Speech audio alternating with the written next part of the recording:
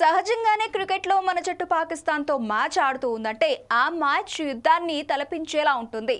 ఆ హైపే నెక్స్ట్ లెవెల్లో ఉంటుంది. ఇక అందులోనూ ఫైనల్లో సమరం అంటే ఇక ఎలా ఉంటుందో మీ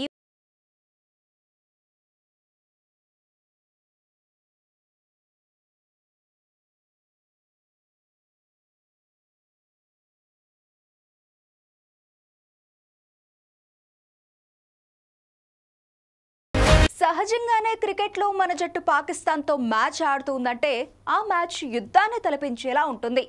ఆ హైపే నెక్స్ట్ లెవెల్లో ఉంటుంది. ఇక అందులోనూ ఫైనల్లో సమరం అంటే ఇక ఎలా ఉంటుందో మీ ఊహకే వదిలేస్తున్నాం.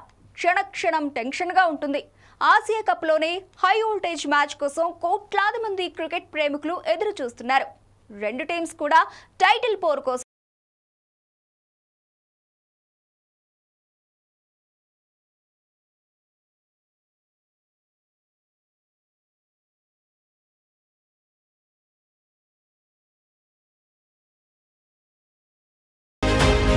దాయాదుల పోరు అంటేనే మినిట్ టు మినిట్ ఉత్కంఠగా సాగుతోంది. అటు బ్యాటింగ్ బౌలింగ్లో ఎవరు వెనక్కి తగ్గేదేలే అన్నట్టు ఉంటుంది. ఈసారి ఆసియా కప్లో భారత్ జైత్రయాత్ర కొనసాగిస్తోంది. ఇప్పటికే పాక్ను 2 సార్లు ఓడించి కప్పై కన్నేసింది. ఫైనల్ మ్యాచ్లో నెగ్గి పాక్కు మరోసారి ఓటమి రుచి చూపించాలని కుర్రాళ్లతో నిండిన భారత జట్టు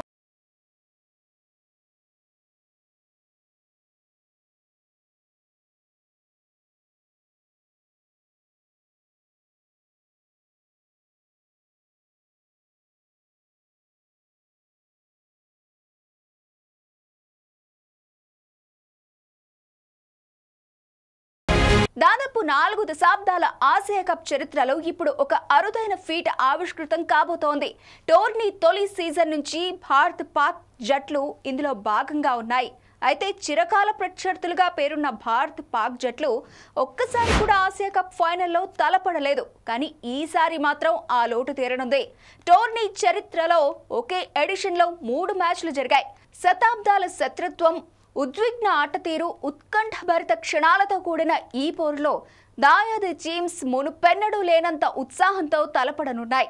ఇక ఈ ఆదివారం జరిగే తుది సమరం కోసం నరాలు తెగే ఉత్కంఠతో ఫ్యాన్స్ వెయిట్ చేస్తూ ఉన్నారు.